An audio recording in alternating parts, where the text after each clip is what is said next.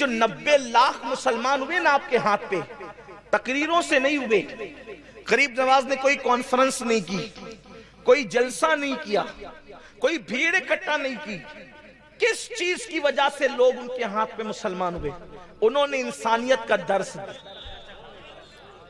वही जो चीज अल्लाह के हबीब अलैहिस्सलाम ने पेश फरमाया सरकार गरीब नवाज ने। क्योंकि हिंदुस्तान का हाल क्या था देखो, हिंदुस्तान के लोग इतने कुचले हुए थे, कितने कुचले हुए थे। बेटियां शौहर की चिताओं पर जिंदा जलाई जा रही थी। ये हिंदुस्तान हमारे प्यारे भारत की तारीख है। अगर कोई नौजवान लड़की बेवा हो जाती तो उसके शौहर की चिता पर उसको शौहर के साथ जिंदा जला दिया जाता। ये यहां का कल्चर था, यहां की तहजीब थी। औरत को पाप समझा जाता था, औरत को जुए में हार दिया जाता था, जुए में औरत हार दी जाती थी। तारीख है, कभी कभी एक एक औरत के साथ इसी हिंदुस्तान के अंदर 5-5 भाई शादी करते थे। तारीख है इस मुल्क की। हमारा भारत बड़ा अजीम है, बड़ा महान है भारत, बड़ा प्यारा है भारत। लेकिन मुल्क हमेशा अच्छा रहा है। कभी लोग अच्छे नहीं रहते, कभी लोगों का अंदाज अच्छा नहीं रहता, कभी लोगों का अखलाक अच्छा नहीं रहता। सरकार गरीब नवाज उस माहौल में आए कि अल्लाह अकबर, लोग पेशाब पीते थे और घी के दिए पत्थरों के करीब जलाते थे। ये हालत थी। पीने के लिए पेशाब है और पत्थरों के लिए घी है। हालांकि होना तो ये चाहिए था, इसके बरक्स मामला होता। लेकिन इंसान इतना दूर हो चुका था इंसानियत से। तो सरकार गरीब नवाज ने किया क्या? इस हिंदुस्तान की सरजमीन पर वही अपने नाना का मिशन, वही अपने नाना की फिक्र, वही अपने नाना की तालीम। कौन सी तालीम? कि ये ना देखा कि मुसलमान है कि काफिर है। भूखा आया खाना खिलाया, प्यासा आया पानी पिलाया, चाकू लेकर आया अखलाक पेश किया। सरकार गरीब नवाज ने किया क्या?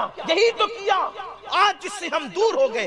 गरीब नवाज का नारा तो है, गरीब नवाज का किरदार हमारे पास नहीं है, गरीब नवाज की मोहब्बतें हमारे पास नहीं है। एक मजहबी पंडित जो है वो आता है और गरीब नवाज से कहता है मैं आपसे मुनाजरा करना चाहता हूं।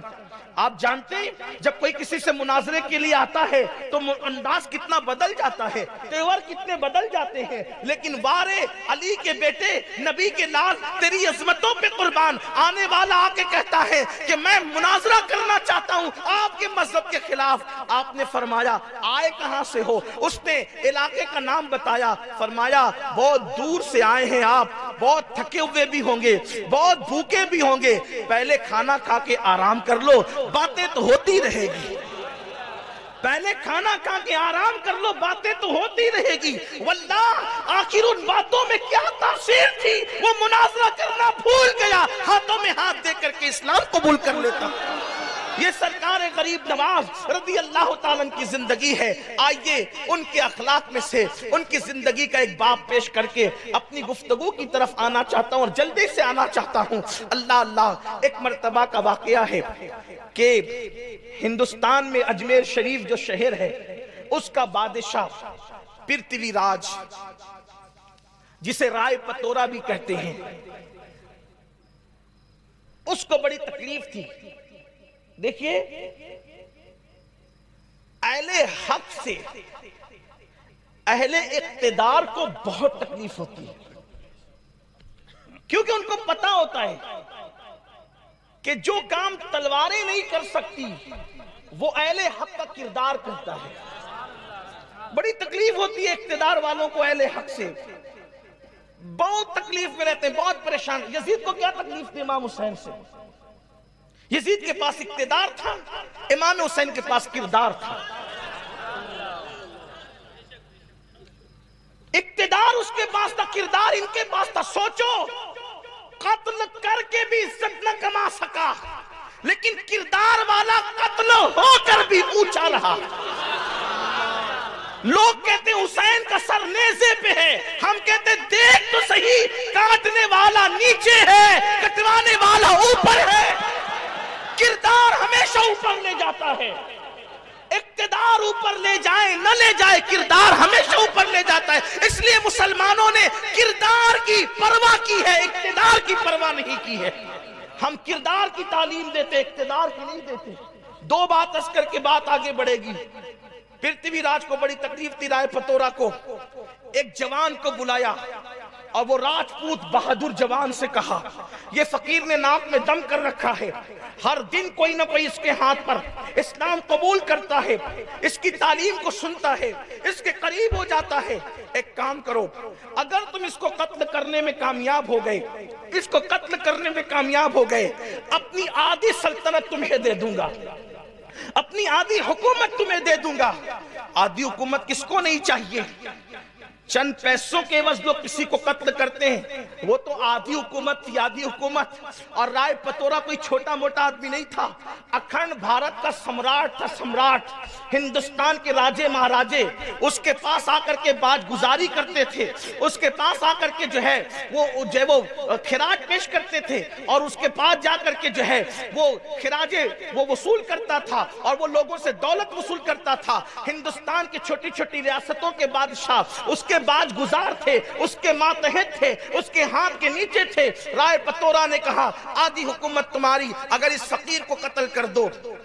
उस शख्स ने खंजर को जहर में बुझाया, और खंजर जहर में बुझाने के बाद उसने कमर में बांधा, और कमर में बांधने के बाद हिंदुस्तान का जो कदीम लिबास है, पुराना लिबास, वो यहां से यूं आता है कमर तक, और फिर आकर के वो फैल जाता है घेर की शक्ल में। ये मर्द लोग उस जमाने में पहनते थे। अगर आपने पुराने दौर की तस्वीरें देखी होगी हिंदुस्तानी तहजीब की, गंगा जमनी तहजीब की, वो पुरानी, तो आपको वो कपड़े नजर आएंगे।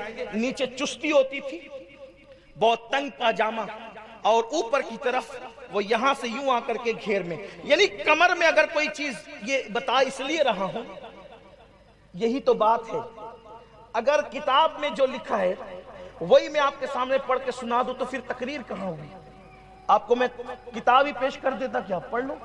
कुछ वरक ज़ेरॉक्स करके बांट दिए जाते कि ना इगतपुरी वालों को इतने पैसे खर्चा करना पड़ते, और ना मुझे इतनी मुशक्कत के साथ, जब वो कोई मुशक्कत में तो आया नहीं, लेकिन इतना लंबा सफर मुझे करना नहीं पड़ता, क्योंकि आप पढ़ लेते।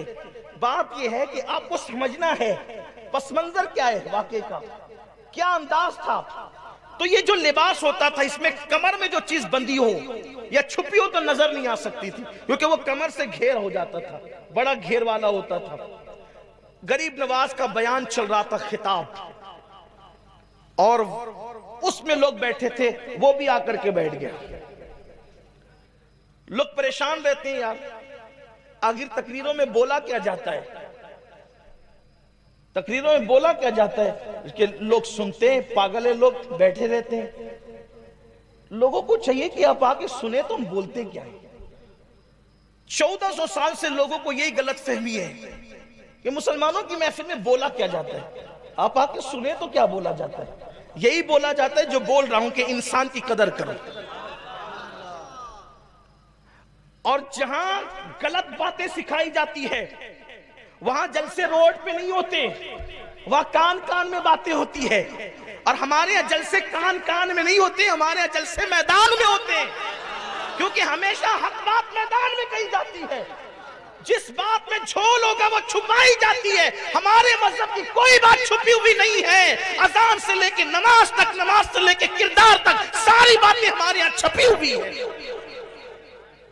सरकार गरीब नवाज एक दरख्त के नीचे बैठ करके बड़े बयान कर रहे हैं, खिताब फरमा रहे हैं, और कितनी तासीर होगी ना उस जबान में, जिस जबान ने कभी झूठ नहीं बोला, उस जबान में कितनी तासीर होगी जिसने कभी हराम लुक्मा नहीं खाया, उस जबान में कितनी तासीर होगी जिस जबान की पर अल्लाह के जिक्र के सिवा कभी किसी की गिबत नहीं आई, कभी किसी की चुगली नहीं, कभी किसी के साथ हसद के जुमले नहीं, कभी गाली गलौच नहीं। कैसी वो पाकीज़ा और पाक जबान थी। आप खिताब फरमा रहे थे, वहां अल्फाज की हेरा फेरी नहीं थी, वहां अदीबाना और खिताबाना रंग नहीं था, बल्कि वहां दुर्वेशाना और फकीराना अल्लाह का रंग लिए अंदाज था। गुफ्तगू हो रही थी, लोगों की सिसकियां बन रही थी, लोगों की जिंदगियां तब्दील हो रही थी। ऐसे में गुफ्तगू होती रही, लोग सुनते रहे, अपनी मुराद पाते रहे और जाते रहे। जब महफिल खत्म हो गई, लोग मिल मिल करके जाने लगे, तो सरकार गरीब नवाज ने उस शख्स से जो कमर में खंजर छुपा करके आया था,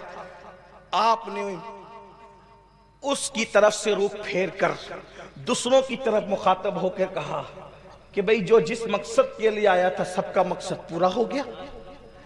अब अगर किसी का कोई मकसद बाकी हो तो वो अपना मकसद भी पूरा कर ले।